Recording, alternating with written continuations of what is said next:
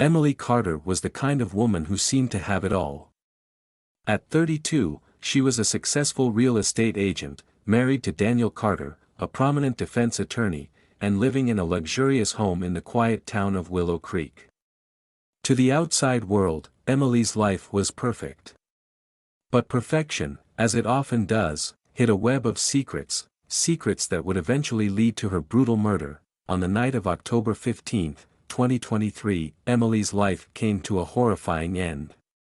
Her body was discovered in the living room of her home, stabbed 17 times. The crime scene was chaotic, blood splattered across the walls, furniture overturned, and a knife lying on the floor. There were no signs of forced entry. No fingerprints, and no DNA left behind. It was as if the killer had vanished into thin air. The police were called immediately, and the investigation began. The first person they questioned was Daniel Carter, Emily's husband. Daniel claimed he had been out of town on a business trip, attending a legal conference in Chicago. He seemed devastated by his wife's death, but detectives couldn't ignore the fact that he stood to inherit Emily's $5 million estate. At first, Daniel's alibi seemed solid. He had checked into a hotel in Chicago, and his colleagues confirmed his presence at the conference. But when detectives dug deeper, they found something troubling. Daniel's phone records showed that his phone had pinged just 10 miles away from Willow Creek on the night of the murder. When confronted, Daniel insisted it was a mistake, but the detectives weren't convinced. The next suspect was Sarah Miller, Emily's best friend.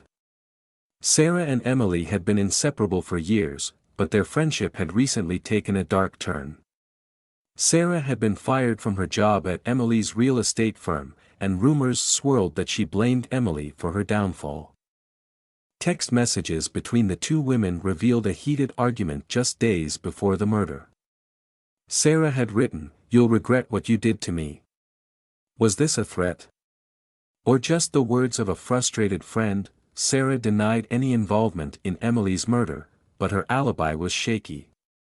She claimed she had been home alone on the night of the murder, but there was no one to corroborate her story. Detectives couldn't ignore the possibility that Sarah's jealousy had driven her to kill. The third suspect was a mysterious stranger who had been seen lurking near Emily's house in the days leading up to the murder. Neighbors reported seeing a hooded figure walking around the property, but no one could identify the person. CCTV footage from a nearby gas station captured a shadowy figure, but the image was too grainy to make out any details. As the investigation progressed, detectives uncovered more secrets about Emily's life. They learned that she had been having an affair with a man named Mark Thompson, a local contractor who had done work on her house. Mark admitted to the affair but claimed it had ended months before the murder. He had an alibi for the night of the murder. But detectives couldn't shake the feeling that he was hiding something. The case took a dramatic turn when an anonymous tip led detectives to a storage unit rented under a fake name. Inside, they found a collection of Emily's personal belongings, including her laptop, jewelry, and a diary. The diary contained shocking revelations about Emily's life, her struggles with depression, her crumbling marriage, and her fear that someone was watching her.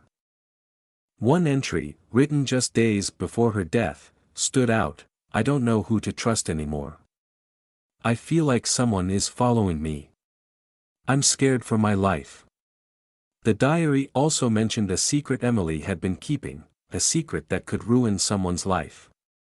Detectives theorized that Emily's murder was not a random act of violence but a calculated move to silence her. The investigation led detectives back to Daniel Carter. They discovered that Daniel had been in serious financial trouble, despite his successful career. He had taken out multiple loans and was on the verge of bankruptcy.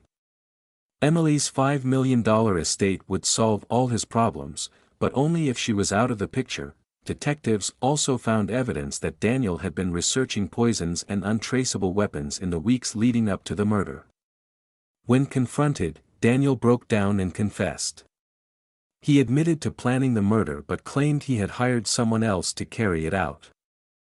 The hired killer was none other than Mark Thompson, Emily's former lover. Mark had agreed to kill Emily in exchange for a share of the inheritance. But things had gone wrong, and Mark had panicked, leaving behind a trail of evidence that eventually led detectives to him. In a shocking twist, it was revealed that Sarah Miller had also been involved in the plot. She had provided Daniel with information about Emily's daily routine and had even helped him stage the crime scene to make it look like a random break-in. The case went to trial, and all three suspects were found guilty of conspiracy to commit murder. Daniel Carter was sentenced to life in prison without the possibility of parole, while Mark Thompson and Sarah Miller received lengthy prison sentences. Emily Carter's murder was a tragic reminder that even the most perfect lives can hide dark secrets. Her story captivated the nation, leaving everyone wondering, how well do we really know the people we love?